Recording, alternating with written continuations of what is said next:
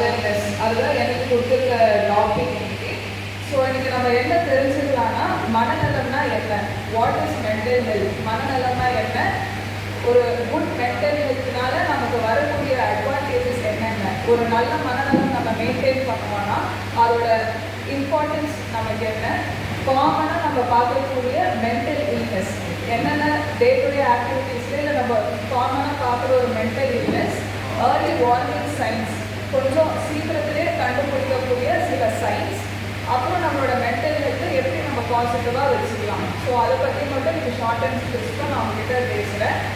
So மனநலம்னா என்ன, இப்போ பார்த்தீங்கன்னா சைக்காட்ரி நீட் ஆஃப் த ஹார்ன்னு சொல்லலாம். எங்கே பார்த்தாலும் சைக்காட்ரிஸ்ட் கவுன்சிலிங் இப்படி தான் நிறைய பேசப்படுது. முன்னாடி காலத்தில் பார்த்தீங்கன்னா டேபுன்னு சொல்லுவாங்க, ஒரு ஸ்டிக்மான்னு சொல்லுவாங்க. ஒரு மனநல பேஷண்ட்னா ஒரு டிஃப்ரெண்ட்டாக பார்ப்பாங்க.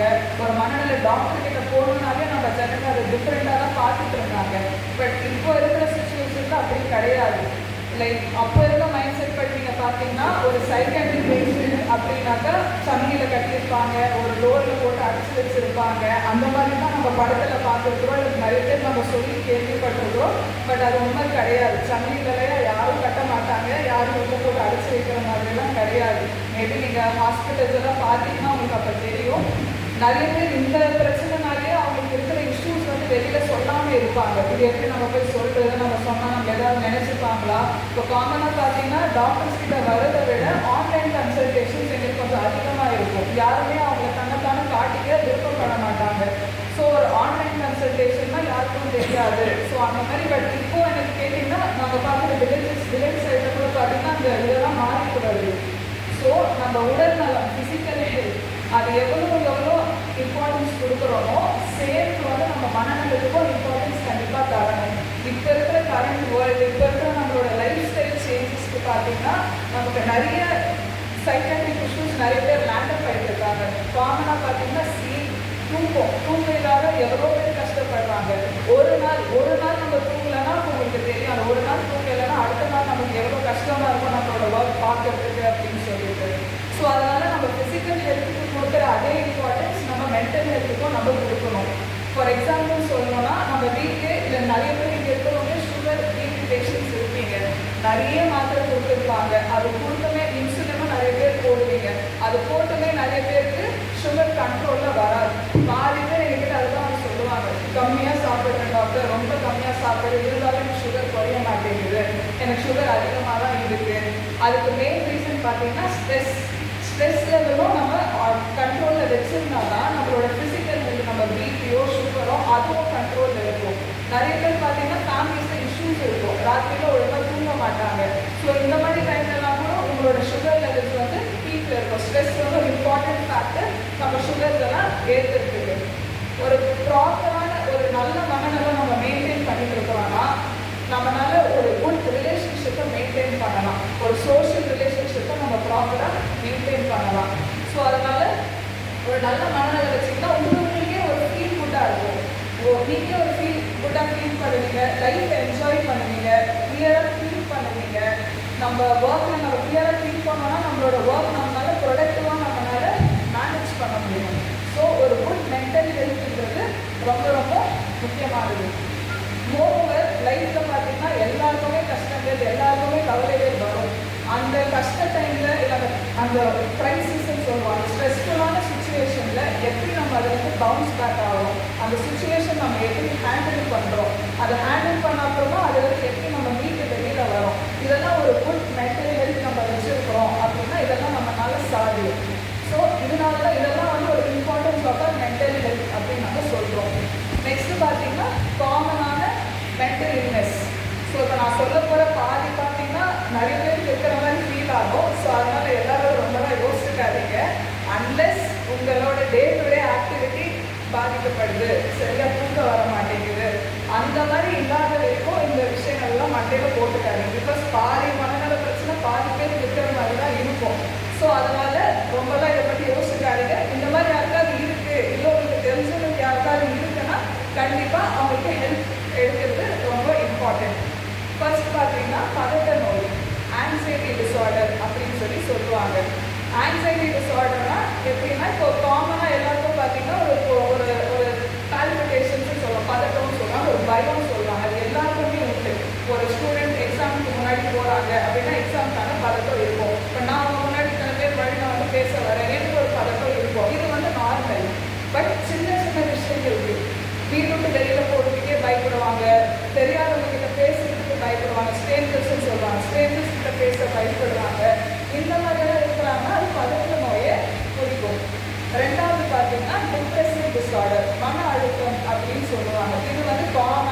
எல்லாருமே கேட்கட்டும்.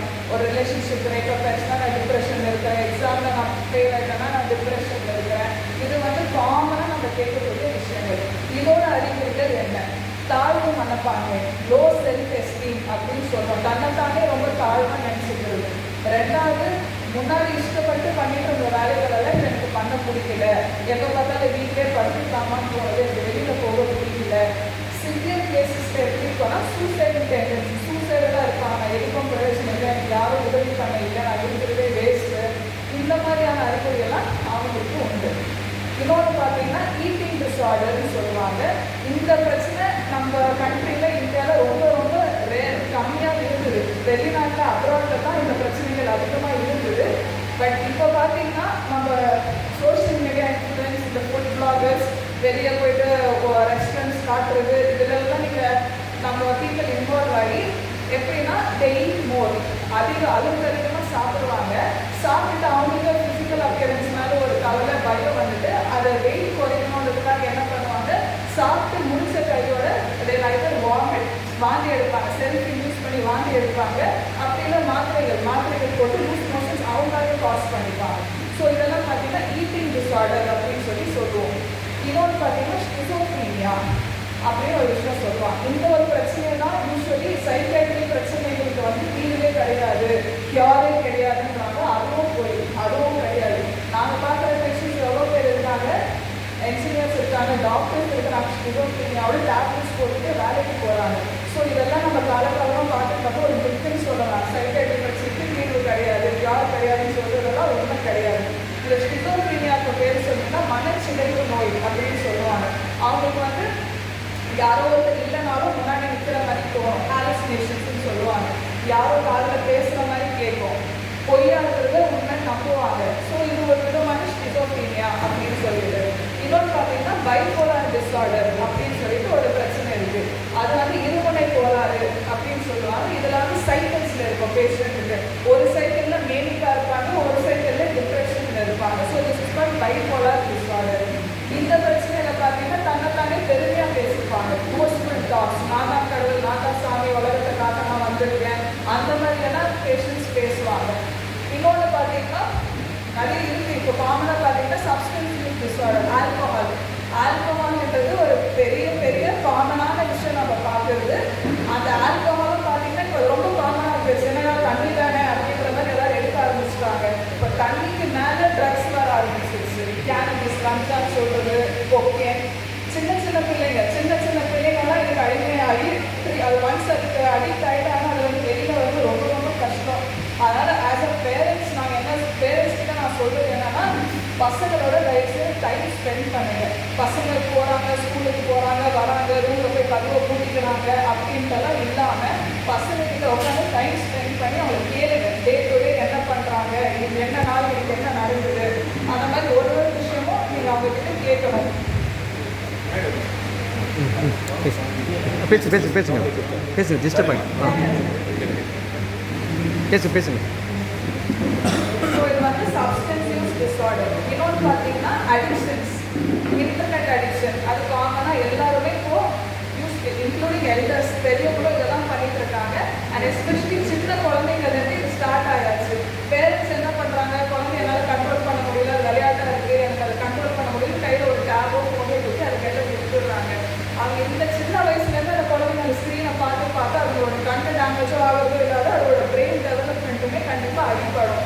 ஸோ அவங்கள விட்டாலும் நம்ம எல்டர்ஸ் நம்மளும் அதை தான் பண்ணுறோம். வீட்டுக்கு போனவங்க இன்ஸ்டாகிராம் பார்க்குறதோ இல்லை யூடியூப் ரீல்ஸ் பார்க்குறதோ அது ரொம்ப ரொம்ப தப்பு. பார்க்கலாம், அதுக்கிட்ட ஒரு டைம் இருக்குது, மேக்ஸிமம் 1 hour. அதை தாண்டியெல்லாம் ஸ்க்ரீனை வந்து ரெஸ்ட்ரிக்ட் பண்ணணும். யூஸ்வலி நீங்கள் ஸ்க்ரீனில் பார்க்குறீங்கன்னா ஒரு யூடியூப் வீடியோவாக கூட பார்த்துருங்க. இந்த ஷார்ட் ரீல்ஸ் பார்க்குறது வந்து ரொம்ப ரொம்ப டேஞ்சரஸ். அது ஒரு ஸ்வைப்பில் பார்த்தீங்கன்னா டோபமின் தான் வந்து ஹாப்பி ஹார்மோன்னு சொல்லுவாங்க நம்ம பாடியில். அந்த ஒரு ஸ்வைப்பில் பார்த்தீங்கன்னா நமக்கு அந்த டோபமின் ரஷ் இருக்கும். ஸோ அதனால தான் நம்ம ரிப்பீட்டடாக அந்த ஸ்க்ரீன் உட்காந்துருக்கோம். ஒரு 1 hour 2 hour போகிறது கூட நமக்கு கண்ணுக்கு தெரியாது. So because of the dopamine நமக்கு அந்த பார்த்துட்டே இருக்கணும் அப்படின்ற மாதிரி இப்போ இன்ஸ்டாகிராம் ரீல்ஸு, யூடியூப் ஷார்ட்ஸ் இது பெரும்பாலும் அவாய்ட் பண்ணுறது ரொம்ப ரொம்ப நல்லது. இன்னொன்று பார்த்தீங்கன்னா கேம்லிங் டிஸார்டர், அது நீங்கள் கேள்விப்பட்டிருக்கீங்க, சூது விளையாடு. இப்போ ஆன்லைனில் நிறைய வந்தாச்சு. எல்லாமே சின்ன பிள்ளைங்க வீட்டில் சொல்கிறதுக்கு பயப்படுறது, இந்த டீனேஜர்ஸ் வந்து வெளியில் கடன் வாங்குறது அப்பா அம்மாவுக்கு தெரியாமல், கடன் வாங்கி கடன் கட்ட முடியாமல் கடைசி சூசைட் வரைக்கும் போய் லேண்ட் அப் ஆகுறாங்க. ஸோ இதெல்லாம் பார்த்தீங்கன்னா காமனான சைக்காட்ரிக் இஷ்யூஸ் நம்ம சொசைட்டியில் இப்போ நம்ம பார்த்துட்டு இருக்கிறது. ஸோ என்ன ஏர்லி வார்னிங் சைன்ஸ் எதை நம்ம பார்த்து உஷாராகணும்? ஒன்று வந்துட்டு ரொம்ப அதிகமாக தூங்குறாங்க, ரொம்ப கம்மியாகவும் தூங்குறாங்க. ரெண்டுமே நார்மல் கிடையாது. எப்போவுமே மாடரேஷன் மத்தியத்தில் இருக்கணும். ரொம்ப அதிகமாக தப்பு, ரொம்ப கம்மியும் தப்பு. ரொம்ப அதிகமாக சாப்பிட்றாங்க, ரொம்ப அதிகமாக சாப்பிட்றாங்கனால ஹாப்பியில் சாப்பிட்றாங்கன்னு கிடையாது. அதிகமாக ஒரு நார்மலாக இருக்கிறவங்க கொஞ்சம் ரொம்ப அதிகமாக சாப்பிட்றாங்க, நம்ம வந்து மானிட்டர் பண்ணலாம் எதனால் அப்படி இருக்காங்க அப்படின்னு. ரொம்ப கம்மியாக சாப்பிட்றாங்க, யாருக்கிட்ட பேசுறது, ரூமில் எப்போ பார்த்தாலும் ஃபேமிலி வெளியில் ஃபுல்லாக இருந்தால் தனியாக போய் ரூமில் உட்காந்துக்கிறது. ஸோ இதெல்லாம் வந்து நீங்கள் மானிட்டர் பண்ணணும். தேவையில்லாத விஷயங்களுக்கு சண்டை போடணும். இப்போல்லாம் பசங்க சின்ன பிரச்சனை சின்ன போனால் கைட்டு அதுக்கு அறுத்துக்கிறாங்க, அது காமனாக நடக்குது. ஸோ இன்னொன்று பார்த்தீங்கன்னா எப்படி சொல்கிறது, லைக் பொருள் கேட்குறது, ஏதோ ஒரு ஹாலிஸ்டேஷன் சொல்கிறது, அந்த மாதிரி யாரும் கிட்ட பேசுகிறாங்க, தன்னைத்தானே பேசுகிறாங்க அப்படின்னா கொஞ்சம் அலர்ட் ஆகணும். தேவையில்லாமல் ரொம்ப கோவப்படுறாங்க, வீட்டில் பொருள்கள் ஊற்றி உடைக்கிறாங்க, இந்த மாதிரி ஃபேக்டர்ஸ்க்கெல்லாம் நம்ம கொஞ்சம் அலர்ட் ஆகுறது பெட்டர். ஸோ இதெல்லாம் ஒரு ஃபியூ வார்னிங் சைன்ஸ். எப்படி நம்ம வந்து ஹெல்த் மனநலத்தை எப்படி நம்ம ப்ராப்பராக எப்படி நம்ம மெயின்டைன் பண்ணுறது? ஃபர்ஸ்ட் வந்து ஈட் வெல். ஈட் வெல்லுங்கிறத விட balanced diet is very very important. நம்ம கட் பிரெயின் ஆக்சிஸ்ன்னு ஒரு கான்செப்ட் இருக்குது. நம்ம ஸ்டமக், நம்ம இன்டெஸ்டைன்ஸும் பிரெயினுக்கும் டைரக்ட் கனெக்ஷன் இருக்குன்னு சொல்லிட்டு ஒரு ஸ்டடி காட்டுது. கட் பிரெயின் ஆக்சிஸ்ன்னு சொல்லுவாங்க. அதில் எப்படின்னா நம்ம ப்ராப்பராக எடுக்கிற ஃபுட்டு வந்து நம்ம மூடை வந்து என்ஹான்ஸ் பண்ணும். இப்போ நிறைய பேர் கேள்விப்பட்டிருக்கீங்க, ஸ்ட்ரெஸ்ஸாக இருந்தால் நான் நிறைய சாக்லேட் சாப்பிடுவேன், ஸ்ட்ரெஸ்ஸாக இருந்தால் எனக்கு ஐஸ்கிரீம் சாப்பிட்டா எனக்கு பெட்டராக இருக்குது. இதெல்லாம் வந்து அந்த கான்செப்ட் தான். ரெண்டாவது வந்து ஸ்லீப் வெல், நல்ல தூக்கம். Everyday 6 to 7 hours of sleep இருக்கணும். அன்இன்டரப்டட் ஸ்லீப் அப்படின்னா நைட்டு ஃபுல்லாக 6 to 7 மணி நேரம் தூங்குறது தான் நல்ல தூக்கம். சில பேர் சொல்லுவாங்க நான் காலையில் 4 hours தூங்குறேன், மதியம் 2 hours தூங்குறேன். அது கிடையாது. கண்டினியூஸாக 6 to 7 hours ஆஃப் ஸ்லீப். இது ஸ்லீப் ஹைஜீன்னு நம்ம சொல்லுவாங்க. அதுதான் என்ன, எப்போவுமே டீ காஃபி ஹேபிட் இருக்குது, டீ காஃபி குடிக்கிறீங்க, தூக்கம் இல்லாதவங்களுக்கு நான் சொல்கிறேன், இதை நார்மலாக இருக்கிறவங்க ப்ராக்டிஸ் பண்ணாலுமே அது நல்லது தான். ஒரு 6 to 7 hours of sleep important. Tea coffee habit இருக்கிறவங்க என்ன பண்ணுங்க, ஒரு 6க்கு முன்னாடி டீ காஃபியெல்லாம் முடிச்சிடணும். 6 மணிக்கு மேலே டீ காஃபி பக்கம் போகவே கூடாது.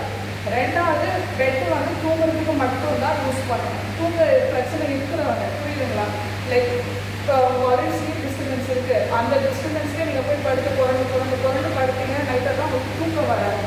அதுக்கு பேர் சைக்கலாஜிக்கல் இன்சோம்னியான்னு சொல்லுவாங்க. அப்படின்னா உங்களோட பில்லோ, உங்களோட கட்டில், உங்களோட சவரெல்லாம் அது அடாப்ட் ஆகிடும். என்ன பண்ணாலும் அந்த ரூமுக்கு போனீங்கன்னா உங்களுக்கு தூக்கமே வராது. ஸோ இதுக்கு ஒரே ஆப்ஷன் வந்துட்டு தூக்கம் வருது, கண்ணு சொத்தி தூங்கணும் அப்படின்ற டைமில் தான் இந்த பெட்டு பக்கமே போகணும். நைட் டைம்ஸில் இந்த நியூஸு, இந்த விவாதங்கள் அதெல்லாம் வந்து கேட்குறத கொஞ்சம் அவாய்ட் பண்ணணும். கொஞ்சம் மைண்டுக்கு சூதிங்காக இருக்கிற சாங்ஸோ இல்லை சம் காமெடிஸோ அந்த மாதிரி பார்க்கணும். பிகாஸ் நியூஸு டிபேட்ஸ் எல்லாம் வந்து மைண்டை கொஞ்சம் ஃப்ரெஷ்ஷாக ஆக்டிவாக வச்சுப்போம். ஸோ இந்த மாதிரி திங்ஸ் எல்லாம் அவாய்ட் பண்ணல. பெஸ்ட்டு வந்து புக் ரீடிங். புக்கு படிக்கிற ஹேபிட் இருக்குது அப்படின்னா தயவுசெய்து நைட் டைமில் கொஞ்சம் புக்கு படிச்சுட்டு படுங்க. இதெல்லாம் வந்து ஒரு ஸ்லீப் ஹைஜீன் சொல்லுவோம். இன்னொன்று பார்த்தீங்கன்னா சன்லைட் எக்ஸ்போஷர்.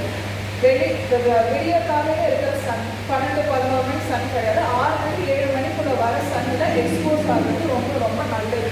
அது போத் நான் சைக்காட்ரிக்காக சொல்கிறேன், ஃபிசிக்கல் ரிலேட்டடுக்கும் நான் சொல்கிறேன். பிகாஸ் அந்த டைமில் தான் நம்ம பாடியில் அந்த சன் பட்டு வைட்டமின் டின்றது வந்து செக்ரீட் ஆகும். அந்த வைட்டமின் டி வந்து ஒரு இம்பார்ட்டண்ட்டான காஸ் ஃபார் டிப்ரெஷன். அந்த வைட்டமின் டி லெவல்ஸ் குறைவாக இருக்குது உடம்புல, விட்டமின் டி குறைவாக இருக்குது. நம்ம கோவிட் டைமில் நிறைய சமயத்தில் நம்ம கேள்விப்பட்டிருக்கோம் விட்டமின் டின்னு சொல்லிட்டு. அது வந்து இன்டைரக்ட்லி ரிலேட்டட் டு ஆர் டிப்ரெஷனுக்கு ரிலேட்டட். நெக்ஸ்ட்டு வந்து எக்ஸசைஸ். இதை தாண்டி வேறு எந்த பெஸ்ட்டான ஒரு விஷயமும் இருக்க முடியாது. ஃபிசிக்கல் ஆக்டிவிட்டி கண்டிப்பாக நம்ம பாடிக்கு தேவை. இப்போ டிப்ரெஷன்லாம் பார்த்தீங்கன்னா நாங்கள் ஆன்டி டிப்ரெஷன்ஸ்னு ஒன்று கொடுப்போம். அந்த ஆன்டி டிப்ரெஷன்ஸ் கொடுத்து என்ன வேலை செய்யுதோ, என்ன கெமிக்கல் உடம்புல சொரக்க வைக்குதோ அது ஆட்டோமேட்டிக்காகவே நம்ம எக்ஸசைஸ் பண்ணோம்னா அது வரும். எக்ஸசைஸ்னால் ஜிம்முக்கு போனால் வெயிட் தூக்கணும்னு கிடையாது. ஒரு 30 minutes of walking per day, ஒரு நாளைக்கு 30 நிமிஷம் உங்களுக்காக ஸ்பெண்ட் பண்ணிங்கன்னா அதோட வேறு நல்ல விஷயம் எதுவும் கிடையாது. It can be any time. காலையிலும் போகலாம், இல்லை நைட்டு சாப்பிட்டு தூங்குற டைமில் மொட்டை மாடியில் நடந்தீங்கன்னா கூட போதும். நிறைய பேருக்கு பார்க் இருக்காது, லான் இருக்காது, அவங்கெல்லாம் நாங்கள் இது பண்ணுறது ஹாலில் ஒரு 2 சேர் எதிரில் போட்டு சுற்றி 8 மாதிரி கூட நடந்து வரலாம். ரொம்ப ரொம்ப நல்லது. உங்கள் வீட்டிலே 20 நிமிஷம் நடக்கிறீங்கன்னா அது உங்கள் மூட்டுக்கும் நல்லது, எல்லாருக்குமே நல்லது. Screen screen time restriction. கண்டிப்பாக ஸ்க்ரீன் டைமை குறைச்சிக்கணும். ஏன்னா இப்போ நம்மளே வந்து ரொம்ப நிறைய அடக்ட் ஆகும் ஸ்க்ரீன்ஸுக்கு. முடிச்ச உடனே வேறு வீட்டில் ஒய்ஃப் கிட்ட பேசுறது கிடையாது, பசங்க கிட்ட பேசுறது கிடையாது. வீட்டுக்கு வந்தோடனே நம்மளும் ஃபோனை வச்சுட்டு தான் உட்காந்துட்டு இருக்கோம். அந்த ஹேபிட்டை வந்து நம்ம மாற்றணும். ஸோ இதெல்லாம் ஒரு சர்டன் திங்ஸ் நம்ம குட் மென்டல் ஹெல்த்தை மெயின்டைன் பண்ணுறதுக்கு. ஆல்வேஸ் எப்போவுமே நான் சொல்கிறது வந்து சீக் ஹெல்ப். ஏதாவது பிரச்சனை இருக்குன்னா யாரை பற்றியும் கவலைப்படாதீங்க. மனசை விட்டு யார் உங்களுக்கு ரொம்ப கம்ஃபர்டபுளாக இருக்காங்களோ, யாரை நீங்கள் நம்பிக்கையாக நினைக்கிறீங்களோ அவங்ககிட்ட தயவு செய்து உங்களோட கஷ்டத்தை எக்ஸ்பிரஸ் பண்ணுங்க. அப்படி ஒரு சுற்றி யாரும் இல்லையா, நாங்கள் இருக்கோம், சைக்காட்ரிஸ்ட் இருக்கோம், சைக்காலஜிஸ்ட் இருக்கிறாங்க, கவுன்சிலர்ஸ் இருக்கிறாங்க. அவங்கக்கிட்ட நீங்கள் எந்த டைம் வேணாலும் எப்போ வேணாலும் நீங்கள் வந்து அப்ரோச் பண்ணலாம். ஸோ நம்ம கவர்மெண்ட்டே பார்த்தீங்கன்னா இப்போ ஒரு டெலிமானஸ்ன்னு சொல்லிட்டு ஒரு ப்ரோக்ராம் நடத்துகிறாங்க. அது பார்த்தீங்கன்னா ஒரு ஃப்ரீ சர்வீஸ் தான் அது. It is online service. அதோட நம்பர் பார்த்தீங்கன்னா 14416. டெலிமானஸோட நம்பர் வந்து 14416. இது வந்து ஒரு டோல் ஃப்ரீ நம்பர். யார் வேணாலும் கால் பண்ணலாம். நீங்கள் யாரும் உங்களுக்கும் தெரியாது, நீங்கள் யார்கிட்ட பேசுறீங்கன்றதும் உங்களுக்கு தெரியாது. உங்களோட கஷ்டமான டைமில் உங்களோட கஷ்டமான சுச்சுவேஷன்ஸில் அவங்க உங்களை கைட் பண்ணலாம். இப்போ ரொம்ப ஸ்ட்ரெஸ்ஃபுல்லாக இருக்கீங்கன்னா கால் பண்ணுங்கள். உங்களால் டேரெக்டாக போய் பார்க்க முடியும்னா தட் இஸ் ஓகே. கால் பண்ணி அவங்க சொல்கிற கைடன்ஸ் படி நீங்கள் நடக்குங்க. ஸோ கன்க்ளூட் பார்த்தீங்கன்னா டேக் ஹோம் மெசேஜ் என்ன சொல்லுவேன், ப்ரையாரிட்டைஸ் மென்டல் ஹெல்த். ஃபிசிக்கல் ஹெல்த்துக்கு எவ்வளோ இம்பார்ட்டன்ஸ் தெரியுமோ அதே போல் மென்டல் ஹெல்த்துக்கும் இம்பார்ட்டன்ஸ் கொடுங்க. உங்களோட சரௌண்டிங்ஸ் நல்லபடியாக வச்சுருக்காங்க. மெடிடேஷன், இது வந்து ஐடோன் எவ்வளோ பேர் எடுத்துக்கிட்டீங்கன்னு தெரியல. மெடிடேஷன் பண்ணுறது ரொம்ப ரொம்ப நல்லது. தட் நீங்கள் மைண்டை வந்து நீங்கள் கண்ட்ரோல் பண்ணணும். அது வந்து உங்களை கண்ட்ரோல் பண்ணுற மாதிரி வச்சுக்கக்கூடாது. மெடிடேஷன் பண்ணுறதுனால அந்த கான்சன்ட்ரேஷன் பவர், அந்த மைண்ட் கண்ட்ரோல் பண்ணுற டெண்டன்சி உங்களால் அது இருக்க முடியும். அதனால் மெடிடேஷன், ப்ரேயர், சாமி நம்பிக்கை இருக்கிறதா தயவுசெய்து சாமி எழுந்துக்கலாம் வேணுங்க. எப்போவுமே மனநலத்தையும் ஃபிசிக்கல் ஹெல்த்தையும் ஒரே மாதிரி பாருங்க. மனநலம் தானேன்னு சொல்லி இதுவாக விட்டுறாதீங்க. தேங்க்யூ. கொஸ்டின் எதாவது கேட்கலாமா டாக்டர்? இப்போ பிரேமராமி சார், கொஸ்டின் எதாவது கேட்கணுமா?